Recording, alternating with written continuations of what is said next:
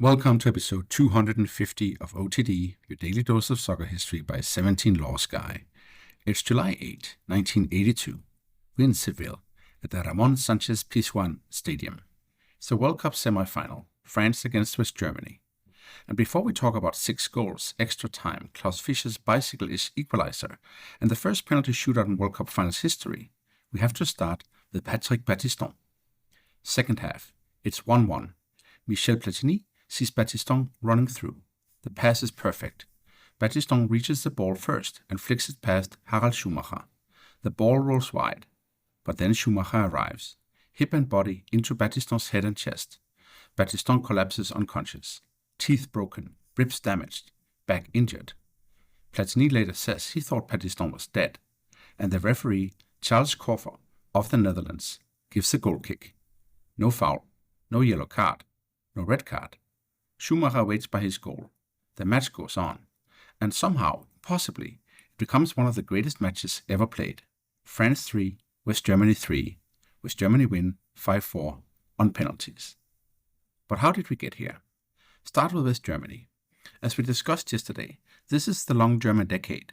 Helmut Schön takes West Germany from the 1970 World Cup to Euro 72 to the 74 World Cup to the 76 Euro final.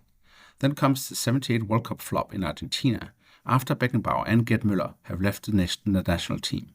Schön steps away. Jupp Derwall takes over. And Derwall restores the machine. West Germany win Euro 1980. Now they arrive in Spain as reigning European champions. The clubs around them are powerful too. Bayern have owned the mid-1970s in Europe. Borussia Mönchengladbach had been a Bundesliga and UEFA Cup force. Hamburg are about to win the European Cup in 1983. The players are not the 1974 generation, but they carry the line forward. Karl-Heinz Rummenigge, Paul Breitner back in midfield, Uli Stieleke, Manfred Kaltz, Pierre Littbarski, Klaus Fischer, Horst Hrubesch, and Harald Schumacher in goal. But the 1982 tournament begins badly. West Germany lose 2-1 to Algeria, one of the great World Cup shocks. Then they beat Chile. Then comes Austria and Gijon. Hrubesch scores early. After that, both teams know the score suits them. Algeria are eliminated. The world is disgusted. FIFA later makes final group matches simultaneous to prevent this exact kind of problem from ever happening again. In the second group stage, West Germany draw 0-0 with England, then beat Spain 2-1. England and Spain draw, and Germany are in the semi-final. Now France. France have been waiting for this kind of night for a long time. They were brilliant in 1958. Just Fontaine, Raymond Coppa, third place, Fontaine's 13 goals. Then the long fade. The 1960 European Nations Cup begins with France losing 5-4 to Yugoslavia, as we discussed 2 days ago. Then France drift. But the federation rebuilds. The National Football Institute is set up in Vichy in 1972, a forerunner to the Clairefontaine culture. Georges Boulogne, Fernand Sastre, and then Michel Hidalgo helped drag French football toward a technical identity. Hidalgo takes over in 1976, and now he has Platini. He has Alain Giresse, Jean Tigana, Bernard Chanchini. The midfielder becomes Le Carré Magique, the magic square. Behind them, Marius Tresor, Maxime Bossis, Manuel Amoureau, and Gérard Champion. Ahead of them, Dominique Rocheteau and Didier Six. This is France's coming out party. Not yet the Euro 1984 champions, but the team that makes that title possible. France's tournament starts unevenly. They lose to England, beat Kuwait, draw with Czechoslovakia. Then, in the second group stage, they beat Austria 1-0 and Northern Ireland 4-1. So now they meet West Germany. And this is not just a football fixture. These are neighbors, borders, wars, memory, reconciliation, and rivalry. They had met in the 1958 World Cup third place match when France beat the reigning world champions 6-3 and Fontaine scored 4. The last meeting before Seville was in November 1980 in Hanover, a 4-1 West German win. But now it's July 8, 1982, Seville, 70,000 people. Rummenigge is not fit enough to start, so he's on the bench. In the 17th minute, Breitner drives forward and releases Fischer.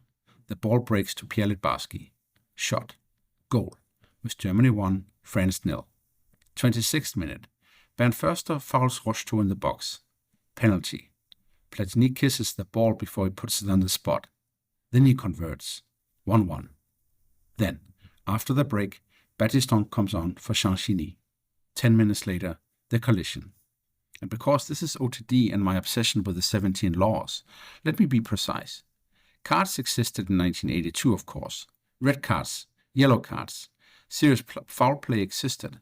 A referee could send off a player for violent or dangerous conduct.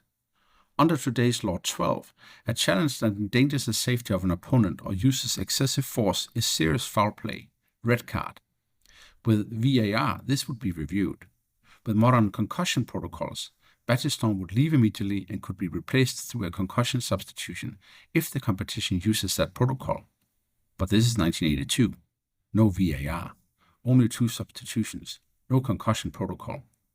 France uses the second one to replace the injured Battiston with Christian Lopez, and the decision on the field is a goal kick, not even a yellow card. That is why the incident still feels insane, not just the collision itself, but the silence of the law. The match somehow continues. The players somehow don't end up in a brawl. And in the final minute of normal time, Amoros hits a long-range shot off the crossbar. It's still 1-1. Now extra time. 92nd minute. France free kick. The ball drops. Marius Tresor volleys it in. France 2, West Germany 1. Rummenigge comes on. 98th minute. A French move flows forward. 6 lays it off. Chires curls the ball in off the post. France 3, West Germany 1. Now it feels done. But Germany are Germany. 102nd minute. Litbarski sends the ball in. Rummenigge gets there. France 3, West Germany 2. Then, 108th minute. A short corner. Litbarski crosses. Rubesch heads it back. Klaus Fischer has his back to the goal. This is his move. The bicycle kick. He had scored spectacular overhead goals before, including the famous 1977 one against Switzerland that became Germany's goal of the year, then goal of the decade, then goal of the century. Now he does it in a World Cup semi-final. Not a textbook overhead for the coaching manual. More bicycle-ish, more improvised, but perfect still. France 3, West Germany 3. And now, for the first time in World Cup finals history, a match will be decided by a penalty shootout. France begins. Chires scores, then Kaltz, then Amoros, then Breitner, then Rocheteau. It is 3-2 to France in the tiebreaker. Then Uli Stielike. Jean-Luc Ettori saves. Stielike collapses. He thinks he has lost the World Cup semi-final. Schumacher pulls him up. Then Didier Six. Schumacher saves. Germany are alive again. Litbarski equalizes. Platini scores, and then Rummenigge scores. It's 4-4. Now we get to sudden death. Bossis walks forward. Schumacher saves again.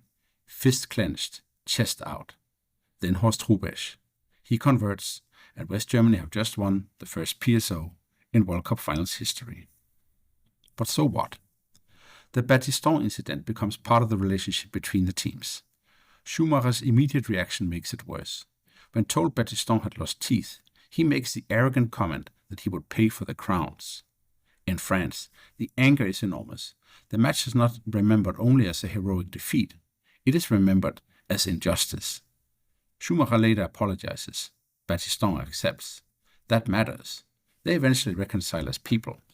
But football memory is less forgiving than people can be.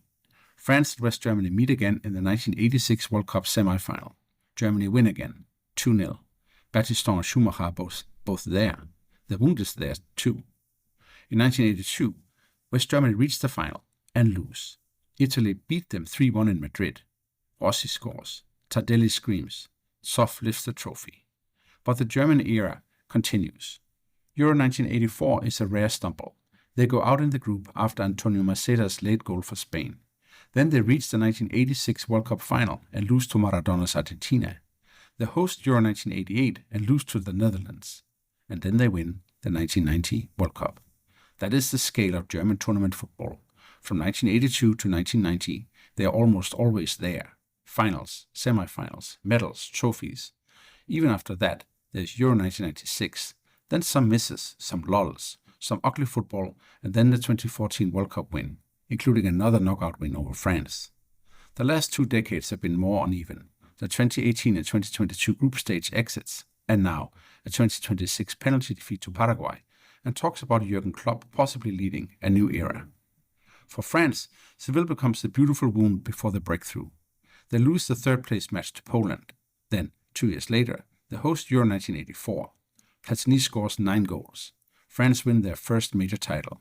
And from there, France becomes one of the great modern football nations.